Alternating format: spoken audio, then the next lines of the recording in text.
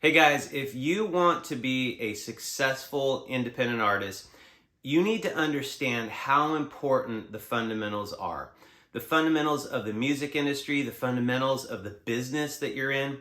And the truth is, most artists fail simply because they don't have a good grip on the fundamentals. They think because of their skill or their contacts, their connections, their experience, things like that, that somehow they've gotten past the fundamentals. They don't need to know the fundamentals anymore.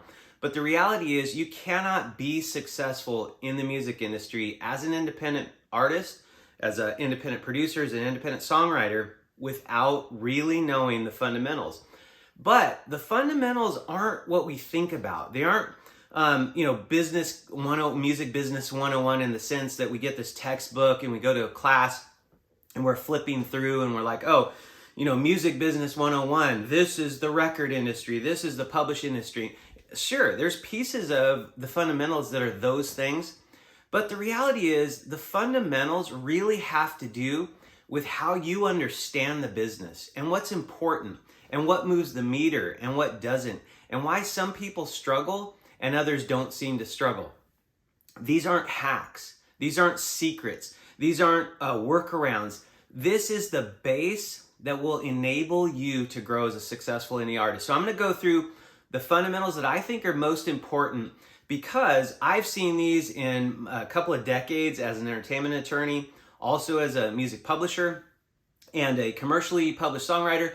If you want to know more details about me and my background, you could always click on the video about me. But this is about you. This is about me helping you and me understanding that I've gone through so much to learn so that I can help you become successful as an independent artist. So here's what we're going to do. We're going to knock these out one by one. I think I'm going to tell you some things that you've never heard before, or at least in a way you've never heard them. Give you new ways to think about the music industry. Not memorizing royalties and what kind of royalties go to who. Not memorizing the structure of copyright or what contracts go with what. But more about the way to think about the industry in a way that sets you up for success. So we're going to start right now with the first area, which I would like to just simply call knowledge is power. And when I think about this, in the statement, knowledge is power, you have all kinds of emotions, you have all kinds of experiences that you may have encountered where you're like, okay, what does this mean for an independent artist? Think about this. The vast majority of independent artists are struggling financially, they're struggling with power, they have none. They're struggling to make an impact, they're struggling to be heard, they're struggling. However, they may be amazingly talented, but everything else seems like it's just out of reach. So go back to my statement, knowledge is power. Knowledge is also money, and power is money. And so when you think about those things sort of as a triangle, you need knowledge to have power. You need knowledge to make money. You need power to be able to make money as well. But these three kind of work together. When you're an independent artist and you're thinking about, well, who has the power in the music industry? And we tend to say, well, it's the people in the suits, right? The record label executives, the lawyers, the agents, the managers. Who are the people with the power? But think about this. You think of them as the suits. Think about this. It's the people who understand the business the best. They've developed the contacts. They've developed the ability to navigate around all these complex transactions. They understand how things work. Those are the people with power. And ironically, those tend to be the people with money, right? So when you step back from that as an independent artist and say, well, why am I struggling in all of those areas?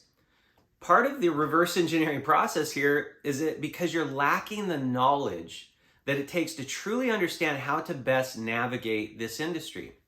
So it's not that I'm suggesting or not suggesting that you read a book or start reading blogs or start, subscribe to digital news or start reading the PRO, ASCAP, BMI, CSAC, they all have newsletters. And they're very informative and helpful.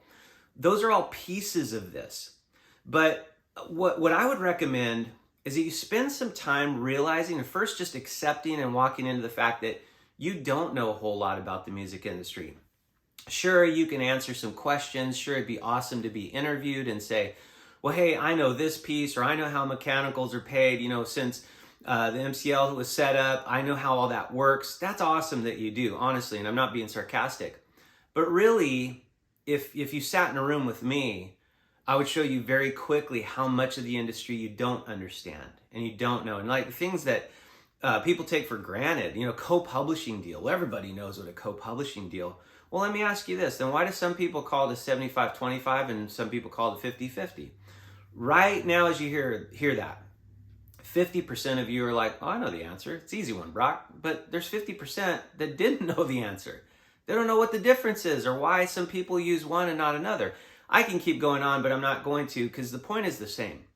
There's a lot you can learn about this industry. And if you want to be successful and you want to be powered, and when I say power, I don't mean necessarily to be able to speak down to people. I mean the ability to make moves. I mean the ability to pick up the phone or send a text or an email and somebody responds to you positively. Hey, let's do this, or let's work on this together. That's power.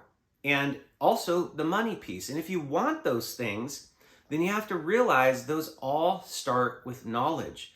Understanding the business, understanding what makes the business tick, understanding what makes people do what they do within the music industry. It's not just about making good music. It's not just about, well, we got our aggregators and we're up on DSPs and hey, I got my own playlist, whatever. Those are little tiny slivers of the music business, which when you look at the whole totality of the business, it's a big pie. There's a lot of slivers in there. And this little sliver and that little sliver. But combined total, maybe 10% of the pie. I want to help you get to 100% of the pie, or as close as possible. But the starting point, and I've seen this time and time again, is artists don't want to face the reality that they don't really understand the business. They also don't want to take the time to understand the business. They don't think it's necessary. They already think they know too much. What's the point? How is that going to put money in my pocket? Go back to what I just said. Who's making all the money? Who has the most power? It's the people with the most knowledge of how things work, okay? Having a strong Rolodex, having a strong contact list, that's amazing. It's part of the puzzle, but knowledge is power. So let's start there. If so far this is helping you, go ahead and hit the like button, hit the subscribe button. What we're gonna do now is jump into some other helpful areas for you to understand the fundamentals. We'll get there now.